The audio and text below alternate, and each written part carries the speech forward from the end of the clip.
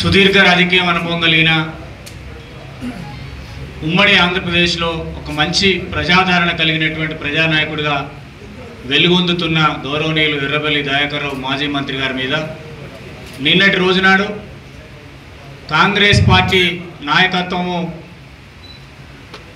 అర్ధరహితమైనటువంటి ఆరోపణలు చేయటం జరిగింది. గత 10 రోజులుగా వివిధ టీవీ ఛానళ్లలో వివిధ పత్రికలలో కాంగ్రెస్ ఇన్ఛార్జ్ అని చెప్పుకునే హనుమాన్ల ఝాన్సీ రెడ్డి గారికి వ్యతిరేకంగా వస్తున్నటువంటి కథనాలను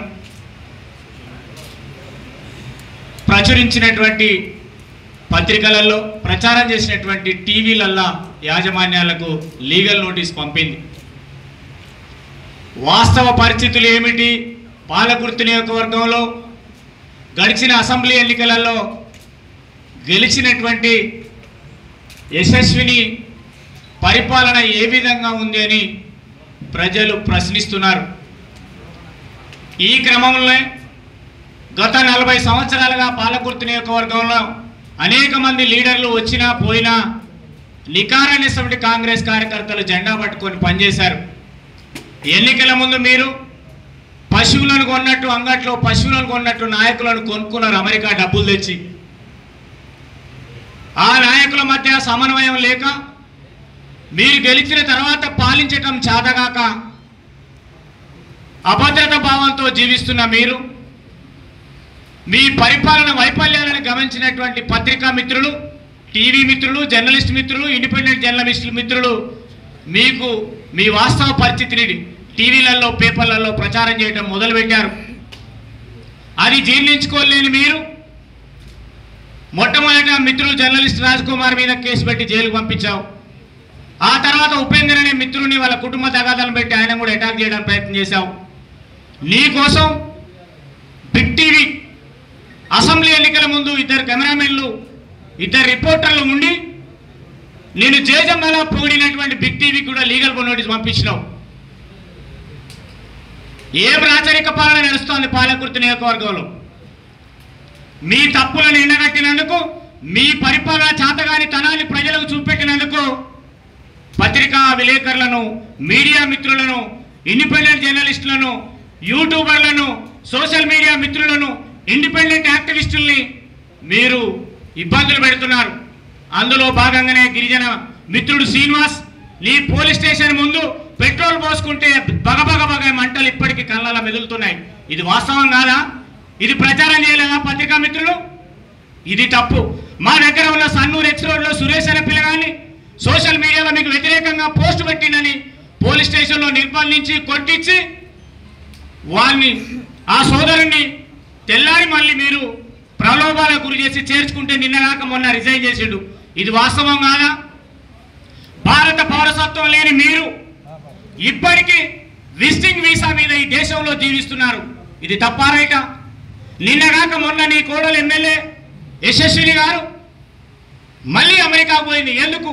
గ్రీన్ కార్డ్ అవకాశాన్ని వదులుకోకుండా ఉండడం కోసం మళ్ళీ 6 నెలలకోసారి విజిటింగ్ వీసా మీద పోయింది. అంటే మీరు ఈ ప్రాంతంలో పరిపాలన చేయడానికి, ప్రజలతో ఓట్లు వేయించుకోవడానికి మీరు తాత్కాలిక అవసరాల కోసమే వచ్చారు తప్పితే దీర్ఘకాలిక ప్రయోజనాల కోసం ప్రజలకు సర్వీస్ చేయడానికి రాలే. అందుకే మీరు అమెరికాలో ఉన్నప్పుడు భారతదేశంలో ఎన్నికలలో పోటీ చేయడానికి మీరు భారత పౌరసత్వం కావాలి. కర్కాల్ అనే గ్రామంలో రైతులు దయన ఆ కాలువలో ఉండి ఏడ్చి బొబ్బలు పెడితే దయన్న తెల్లారొచ్చి సంబంధిత అధికారులకు మాట్లాడితే నీళ్ళు వస్తే ఈ ఉభయ కొబ్బరికాయ కొట్టి నేనే తెచ్చిన ప్రచారం చేసుకుంటుంది. చేసుకోండి. ఆ ప్రజలకు తెలుసు ఎవరేం చేస్తారో. దయచేసి వీటిని ఆలోచించాల్సిందిగా పత్రికా మిత్రులు చెప్తున్నాం. మీ చుట్టూ ఉన్నటువంటి బంధువులు, మీ చుట్టూ ఉన్నటువంటి పిఏలు వీళ్ళు తప్ప మీకు మరో ప్రపంచం ఎవరు చెప్పేటోళ్ళు లేరు. చెప్పినా వినే అవకాశం లేదు. నేను పట్టిన కుందేలు 3 కాళ్ళు అంటే 3 కాళ్ళు అన్నారు తప్ప ఈ నియోజకవర్గంలో ప్రజలు కానీ, వాళ్ళ నాయకులు కానీ, జర్నలిస్టు మిత్రులు కానీ, వాళ్ళ కోట్లేసిన వాళ్ళు కానీ ఎవరు చెప్పినా ఇనే స్థితిలో వాళ్ళు లేరు.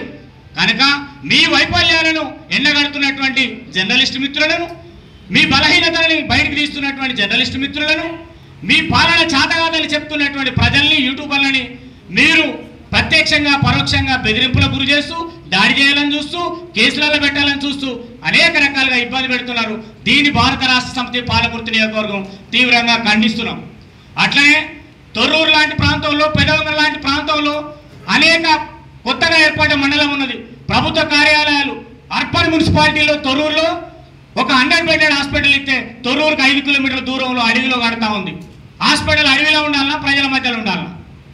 గుర్తూరు అనే గ్రామంలో ఆకేరు వాగు మీద ఎప్పుడో నైజాం సర్కార్ అప్పుడు కట్టినటువంటి చెక్ డ్యామ్ ఉన్నది.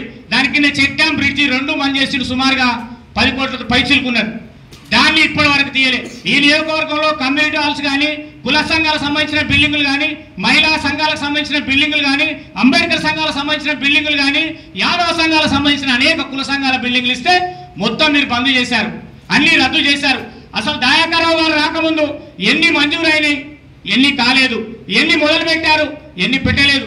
ఇప్పటి వరకు కూడా మీకు మంచినీటి సౌకర్యానికి సంబంధించి ప్లాన్ లేదు. గత సంవత్సరం దయాకర్రావు గారు మంత్రిగా ఉన్నప్పుడు అన్ని గ్రామాలలో పంటకు ముందే పిలిచి అన్ని అధికారులను మైనర్, మేజర్ ఇరిగేషన్ అధికారులను పిలిచి సాగునీటి సౌకర్యం ఇచ్చేది. ఇప్పుడు ఎందుకు ఎండిపోతుందండి పంటలు? విపరీతమైన వానలు పడే కదా, బ్యాలెన్సింగ్ రిజర్వాయర్ల మీద నీళ్లు ఉన్నాయి కదా, ఆ నీళ్ళ నుంచి ఎందుకు 15 రోజులకోసారో 10 రోజులకోసారో వారాలకోసారో నీళ్ళు ఇప్పించలేకపోతారు? అసలు ఇరిగేషన్ డిపార్ట్మెంట్ నుంచి మీరు ఎన్ని నిల్వలు ఉన్నాయి, ఎక్కడ ఎన్ని టీఎంసీల నీళ్లు ఉన్నాయి, వ్యవసాయం ఎంత సాగేశారు, పాలకుర్తి నియోజకవర్గంలో ఎన్ని హెక్టార్ల భూమి ఉంది, ఆ ఉన్న నిల్వ నీళ్ళకు మంచినీటి పోగా మిగిలిన సాగునీటికి పనికొస్తాయా లేదా, ఎన్నిసార్లు ఈ నీళ్ళు ఇవ్వచ్చు అని మీరు ఎవరైనా అడిగారు అధికారులను? ఎవరిని అడగలేదు. ఎవరు